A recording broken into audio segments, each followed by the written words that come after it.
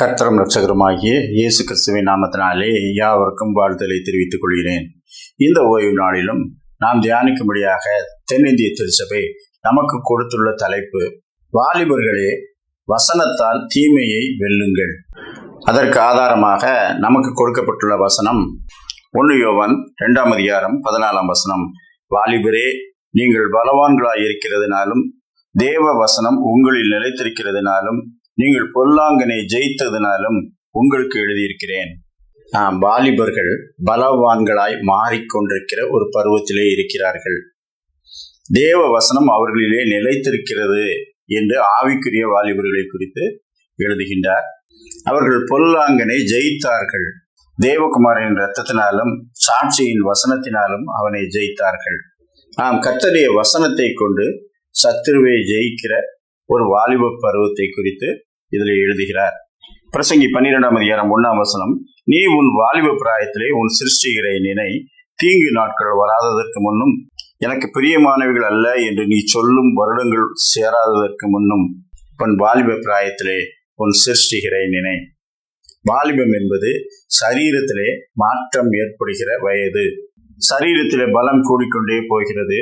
சிறு வயதிலே பிடித்த காரியங்கள் எல்லாம் கொஞ்சம் கொஞ்சமாக அவர்களை விட்டு விலகி வருகிறது.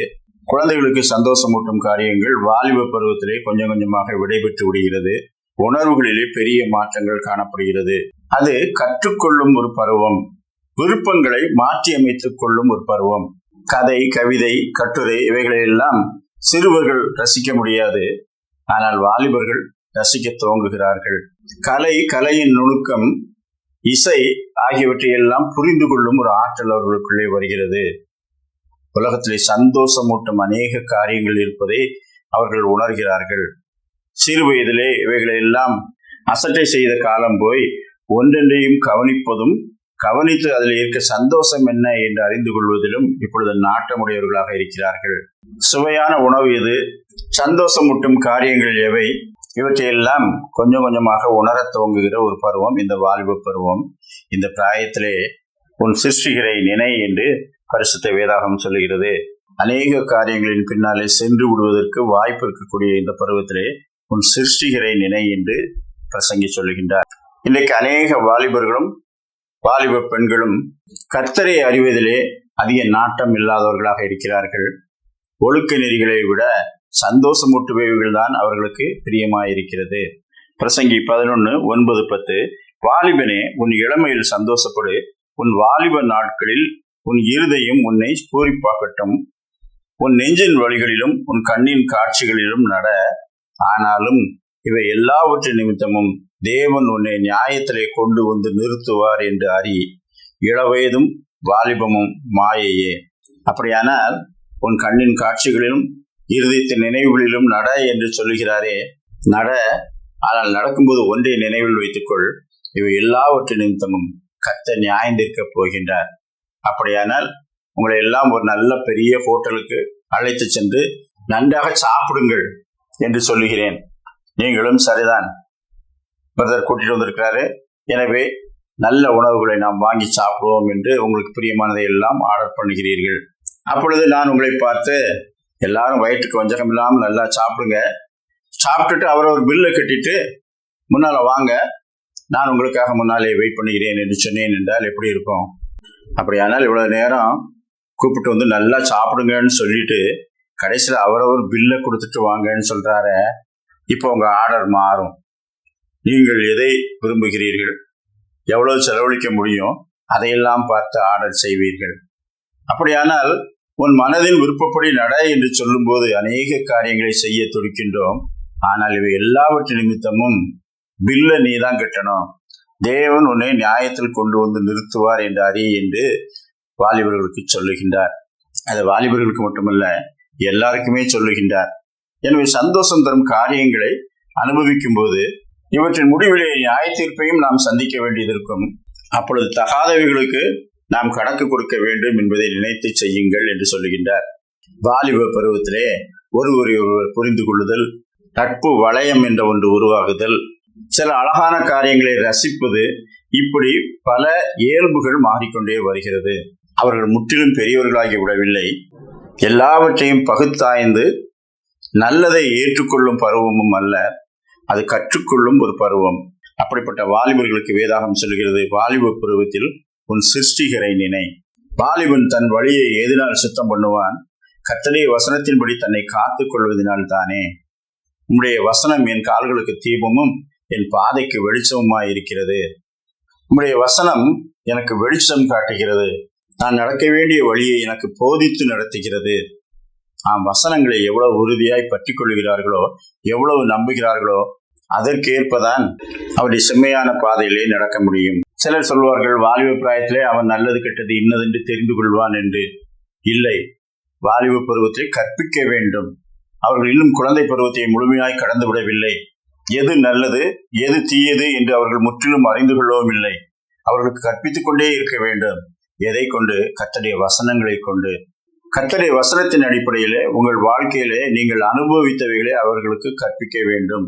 உங்கள் சாட்சியை அவர்களுக்கு போதிக்க வேண்டும். அப்பொழுதுதான் அந்த செம்மையான பாதையிலே நடப்பார்கள். இன்னைக்கு அநேக வாலிப பிள்ளைகளை வைத்துக் கொண்டு திருச்சபையை குறித்தும் ஊழியக்காரர்களை குறித்தும் தாறுமாறாக பேசுகிறார்கள். இதையெல்லாம் வாலிபர்கள் கவனிக்கிறார்கள். இவ்வளவுதான் இவர்களை மதிக்க வேண்டுமா? நம்முடைய பெற்றோர் இப்படித்தானே மதிக்கிறார்கள். பெற்றோர்களிடமிருந்து அநேகத்தை கற்றுக்கொள்ளுகிறார்கள். எனவேதான் குடும்பங்கள் கர்த்தருக்குரியவைகளாய் இருக்க வேண்டும். அப்பொழுதுதான் அதிலே கர்த்தருக்குரியவர்கள் எழும்புவார்கள். அநேகர் சொல்வார்கள், நாங்கள் தான் நல்ல வழியிலே நடக்கவில்லை, பிள்ளைகளாவது நல்ல வழியிலே நடப்பார்கள் என்று நாங்கள் நினைத்தோம். அப்படி இல்லையே. நீங்கள் அவர்களுக்கு என்ன கற்பிக்கிறீர்களோ அதைத்தானே அவர்கள் கற்றுக்கொள்ள முடியும். உங்களிடத்திலிருந்து தானே அவர்கள் பாடத்தை கற்றுக்கொள்ள முடியும். அப்படியானால் அவர்கள் வளரும்போது நன்மையானவைகளை கற்பியுங்கள். ஏனென்றால் இந்த வாலிப பருவம் கற்றுக்கொள்ளும் ஒரு பருவம். கர்த்தருடைய வசனத்தை அவர்கள் உறுதியாய் பிடித்துக் கொண்டிருக்கும் போது அவர்கள் பாதையெல்லாம் செம்மையாயிருக்கும். அவர்கள் புரிந்து கொள்வதிலும் தன்னம்பிக்கையிலும் வளர்ந்து கொண்டே இருக்கிறார்கள். ஆரோக்கியமான உணவை கொடுத்தால் வாலிப பிராயத்திலே ஆரோக்கியமாக வளருவார்கள். ஆரோக்கியமான காரியங்களை கற்றுக் கொடுக்கும் போது எதை செய்ய வேண்டும் எதை செய்யக்கூடாது என்று கற்றுக்கொள்வார்கள். 1 கொரிந்தியர் 13:16 நான் குழந்தையாய் இருந்தபோது குழந்தையை போல் பேசினேன், குழந்தையை போல் சிந்தித்தேன், யோசித்தேன். நான் புருஷனான போதோ குழந்தைக்கு ஏற்றவைகளை ஒழித்து விட்டேன். அப்படியானால் அவர் தன்னுடைய இளமை காலத்தை சொல்லவில்லை, தேவகுமாரனை அறியாமல் வாழ்ந்த காலத்தை சொல்லுகின்றார். குழந்தைத்தனமாக பல காரியங்களை நம்பி வந்தேன், ஆனால் இப்பொழுது குழந்தைக்கு ஏற்றவைகளை எல்லாம் ஒழித்து விட்டு தேவகுமாரனை விசுவாசிக்கிறேன் என்பதை சொல்லுகின்றார். பிலிப்பியர் 3:16 நாம் எதுவரையில் தேறி இருக்கிறோமோ அது முதல் ஒரே ஒழுங்காய் நடந்து கொண்டு ஒரே சிந்தையாய் இருப்போமாக. நாம் எதுவரையில் தேறி இருக்கிறோமோ அது முதல் ஒரே ஒழுங்காய் நடந்து கொண்டு. திருச்சபையிலே பெரியவர்களாய் இருப்பார்கள், ஆனால் தேவாலயத்தில் எப்படி நடந்து கொள்ள வேண்டும் என்று தெரியாது. ஏனென்றால் அவர்கள் இன்னும் தேரவில்லை.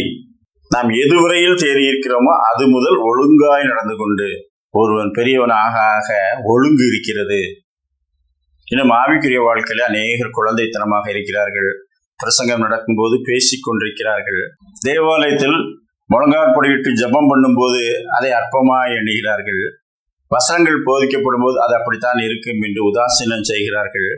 இந்த ஒழுங்கின்மை எங்கிருந்து வருகிறது? இன்னும் அவர்கள் தேரவில்லை. தேர்ச்சியின் அடையாளம் ஒழுங்காய் நடந்து கொள்வதில் இருக்கிறது.